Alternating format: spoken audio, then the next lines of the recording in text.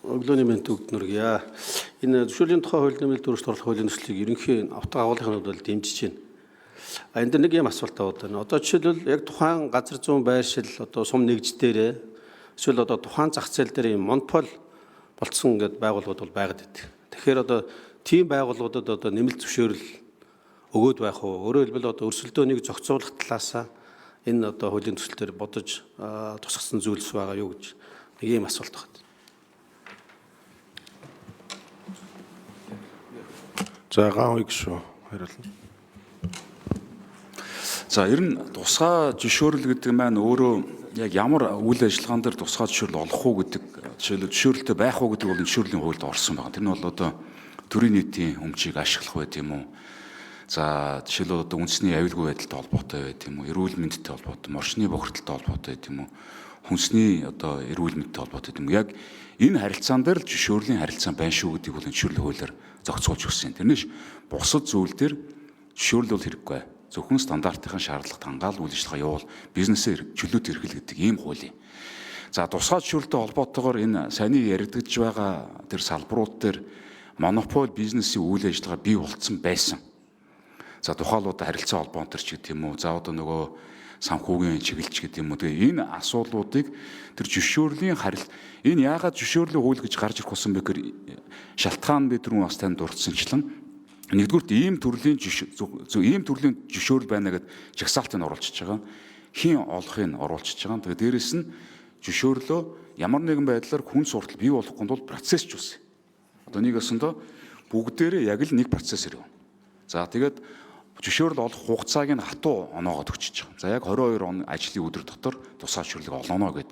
Энэ дээр бол одоо хин нэгэнд хууль өөрөөр үйлчлэх боломжгүй байлаар олоод өгч байна гэсэн. Тэгэхээр энэ бол өөрөөр ихэд монополийг задлах ийм хууль гэсэн үг. За харилцаа холбооч байт юм уу? Эдрээс бол ингээд зөвшөөрлийг шалгуур үзүүлэлтүүдийн одоо нэлээд өндөр болох ийм өсөлтүүд бол байнга тавигддаг. За тэрийг нь бол одоо аль болох хамгийн бага байдлаар шалгуурууд нь бол энэ салбар хуулиуд дээр нь оруулж өгч тавих хэрэгтэй. Ягаад тэгэхээр зөвшөөрлийн хууль гэдэг нь маань бүх зөвшөөрлийн харилцааг зохицуулахгүй эн чинь 160 гаруй хууль зөвшөөрлийн харилцааг зохицуулж байдаг салбарын хуулиуд төр. Тэгэхээр яг тэр салбар хууль дээр нь монопол бий болохгүй байх тэр эрх зүйн зохицуулалтын салбарын хууль дээр хийж өгөх хэрэгтэй байдаг. Бид нар бол одоо яг тэр салбар хуулиуд нь аль болох хөндөд оруулж ирээд тэр монополийн харилцаатай асуулан бүгдийг нь бол хөндөд ороод ирсэн байгаа. Тэгэхээр яг энэ дээр бол ажлын хэсэг маань одоо нүдлэн хамгаалж энэ зөвшөөрлийн хуулийг одоо батлуулах дээр ажиллах хэрэгтэй гэсэн үг. Соронзон болдог шүү тодруулсан алдарж ахлан гүшүүнийг нэмээ. Тэгэхээр одоо зохицуулагч байгууллагууд болохоор хуулийн дээр байгаа зөвшөөрлийг өшөө цааталт ингээд задлаад тэгээд нэмэлт ингээд зөвшөөрлийн журам байдлаар ингээд их зохицуулсан байдлаа харагдаад байдаг л да. Тэгэхээр одоо энэ зөвшөөрлийн тухай хуульд нэмэлт өөрчлөлт орсноороо одоо тухайн одоо зохицуулагч байгууллагуудын одоо ингээд хүчинтэй ажиллаж байгаа тэр зөвшөөрөл олгоод байгаа журам зааврууд бүгд хүчингүй болно гэж ойлгох уу? Гаавь шүү хариулна. За энэ дээр яг жишээлбэл 2023 онд ажлын хэсэг ажиллаж байхад 2023 оны 12 дугаар сарын байдлаар за давхарцсан тоогоор 20 гаруй байгууллага зөвшөөрлийг үнэлтгүй нэмсэн байна. Үнэлтгүй. Ерөөсөө ямар нэгэн зөвшөөрөл үг нэмнэ гэдэг маань нөгөө зөвшөөрлийн зөвлөлөөр орох хэрэгтэй байдаг. Зөвшөөрлийн зөвлөгөөд ерөнхий сайдын дэргэд зөвлөл байдаг. Түүний 3-ны 2 нь хувийн хвшил болон мэргэжлийн холбоотоос бүрддэг байхгүй.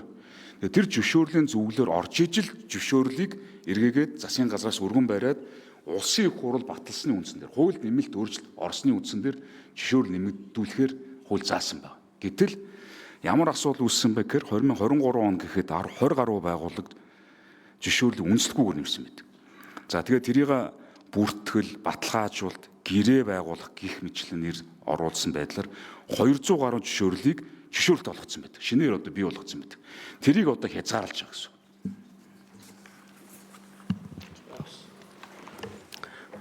Улсын хурлын гишүүн очроод асуулт